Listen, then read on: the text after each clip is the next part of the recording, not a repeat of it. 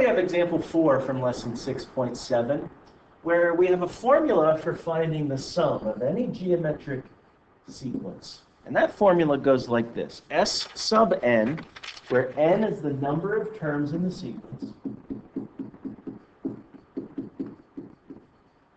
goes like this. You take the first term times the quantity, 1 minus r to the n power, and you put all that over the difference of 1 minus r. So this is going to be a way to find the sum of every term in a sequence. As long as it's geometric, you can use this formula. We could prove this formula, but I have it done in another video, so I'm not going to bother doing it right here during this one. We are going to go ahead and use what's called sigma notation. If you remember from semester 1, sigma notation, to find out the expanded form of this series and then its sum using this formula here. I want you to be comfortable with this formula. While I know that you can just type sigma notation right into your calculator and it'll give you the answer for what all these numbers add up to, you still want to be comfortable with this formula because sometimes maybe you know the sum, but you're not sure of how many terms there are. You're going to try to solve for n. Or maybe you know the sum and you know how many terms there are, but you don't know where the sequence begins. So sometimes you need to solve for a1. So I want you to be familiar with this formula. We're going to practice using it right now. Well, first of all, let's do a quick recap of sigma notation. And basically, what we have here is term number 1 would be found by taking 1 and plugging it in for n and seeing what you get when you do 3 times 2/3 to the 1 minus 1.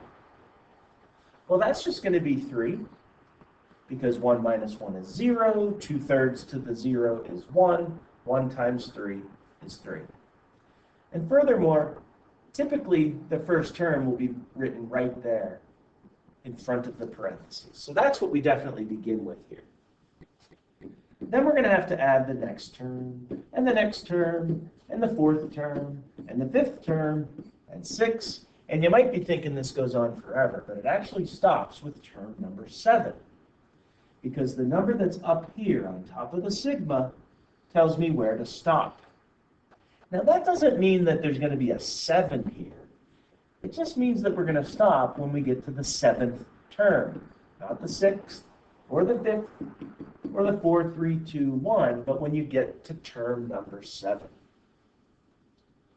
So, what's next? Well, after the 3, the next term is going to be 3 times 2/3, which is 2, because we're multiplying by 2/3 every time according to the r that is sitting right there. That's our common ratio. I could also get these numbers by plugging in 1, I would get 3. If I plug in 2, I would get 2 here for my second term. If you plug in 3, you would get the next term, 4, 5, 6, 7, to get all the terms in the list. But to be honest, once we see that it's multiplying 2/3 every time, we can just keep multiplying by 2/3 to get from term to term. 2 times 2/3 is 4/3. 4/3 times 2/3 is 8/9. 8/9 times 2/3 is 16/27. Times 2/3 is 32/81. Times 2/3 is 64/243. Sigma notation, if you recall, is asking us to find out what all of these terms add up to. Remember, sigma means sum. You're trying to find out what they add up to. So you can certainly take out a calculator and go right down the line and type 3 plus 2 plus 4/3 plus 8/9 and so on. Or you could type your sigma notation into the calculator, just as you see here. Or we could use this formula, which is what I plan to do right now. Let's go up here in the left side. To find the sum of these 7 terms, we need A1, which is your first term, 3. And you multiply up in the numerator there by the quantity. 1 minus the common ratio to the nth power, which would be 7, because there are 7 terms. Remember, n is the number of terms. A1 is the first term. And R is the common ratio. In the denominator, we're going to do 1 minus 2/3. 1 minus R. So this is what we're going to be plugging into the calculator to use that formula to get the sum. And I'm going to show you all 3 ways. We'll use this formula. We'll use sigma notation.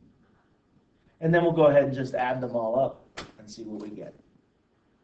So I'm going to go ahead and do all 3 ways on my calculator. I'll pause the video. In a split second, you're going to see all 3 answers on the screen. Okay, here's the first answer using that formula. Notice how I put everything in very carefully. I used the math, or the alpha y equals, to make a fraction out of it.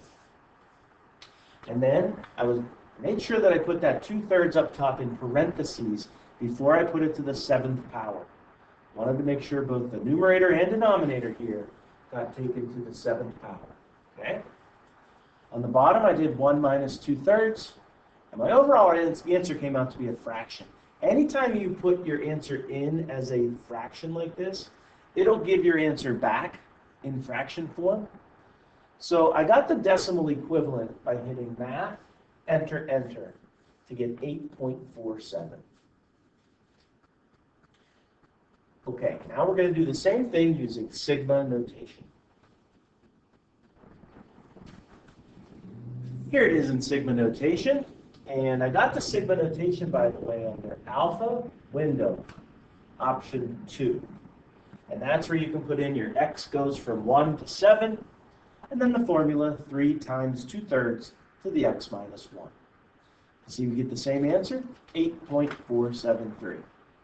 Now, to save your time and mine, I'm not going to type it out the long way, but we can certainly get the same answer by just going right down the line and hitting this plus this plus this plus this, and we would get the same sum. So, try your best on the 2 triads at the bottom and answer the questions that follow.